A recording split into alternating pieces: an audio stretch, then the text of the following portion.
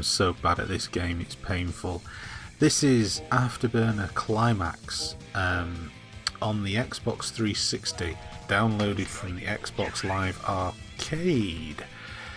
I would say this probably isn't a sequel of sorts, but more of a reimagining of Afterburner, the classic Sega arcade game from the 1980s.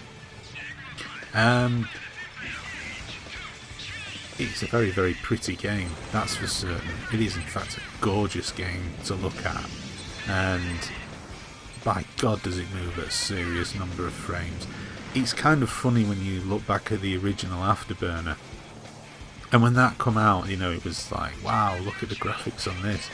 But actually one of the brilliant things with Afterburner is the cabinet that you sat in that had this sort of hydraulic thing that used to fling you about all over the place.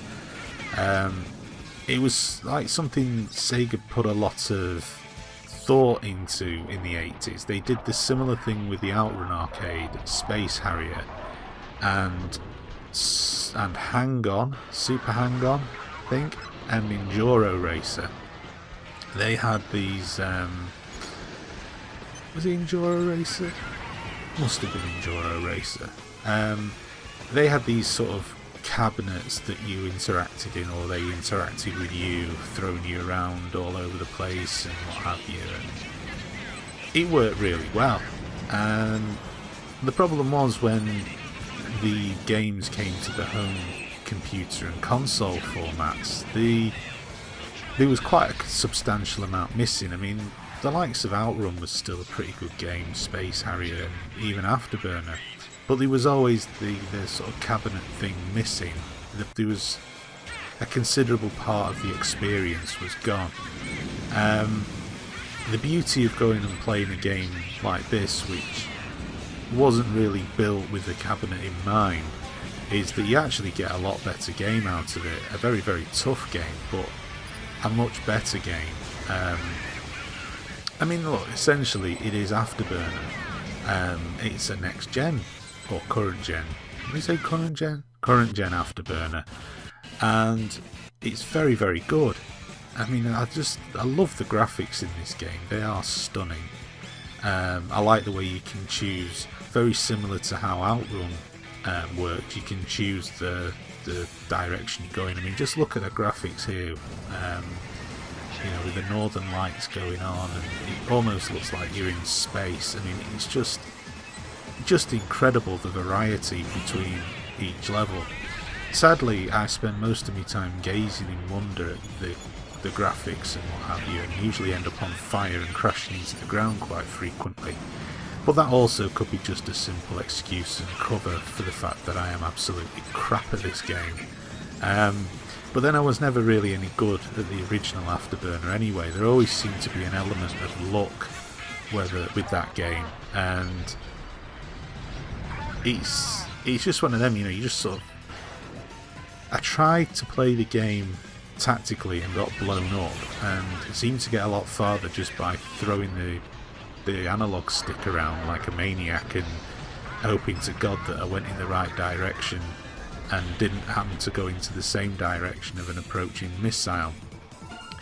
But true to form, I usually ended up in the direction of an approaching missile and on fire. I just love the variety of planes that you can blow up. There seem to be planes from all around the world. And yeah, the weird thing with this game is there's a mode in it there which you just saw me activate very briefly, which is called the Climax mode, which is a very bizarre thing to call it. I mean, I could think of many other less innuendo, pun riddled things to have called it other than the Climax mode. I mean, exactly what that has got to do with shooting down enemy aircraft, I don't know. But you know, not necessarily shooting down enemy aircraft, just flying into a hillside like I did then. I mean, there's always that option too. Or, you know, yeah. Chuck Yeager is is in no danger from me whatsoever. I like to think I can fly really fast with Jedi-like reflexes, but no, I can't, and as it's very self-evident there. One of the things as well, the other things I find kind of weird with Afterburner, it's yeah, you're shooting down enemy aircraft and stuff like that, but it's almost like a racing game set in the sky, and as opposed to racing against the clock, you're actually racing before you get shot down, and it's kind of weird like that. Got this bloody missile locked onto me, and look, even despite my best aerobatic skills, I still get shot down.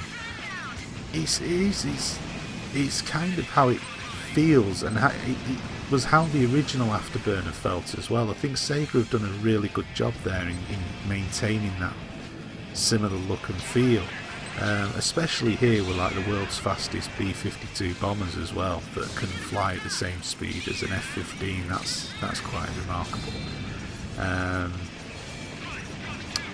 Yeah, I really like it. I really like the game. I think it's a very, very, very good update to what was really more of a technological demo type game in Afterburner. They've actually managed to extract some elements of a really good game out of it, which is very impressive.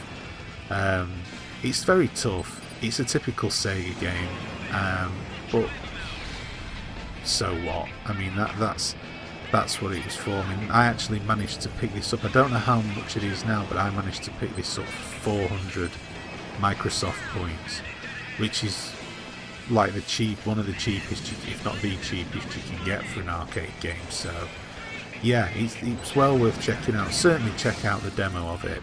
So yeah, that's Afterburner Climax on the Xbox 360. Thanks for watching this video, and please stay tuned to my channel for more videos to come. Thanks for watching.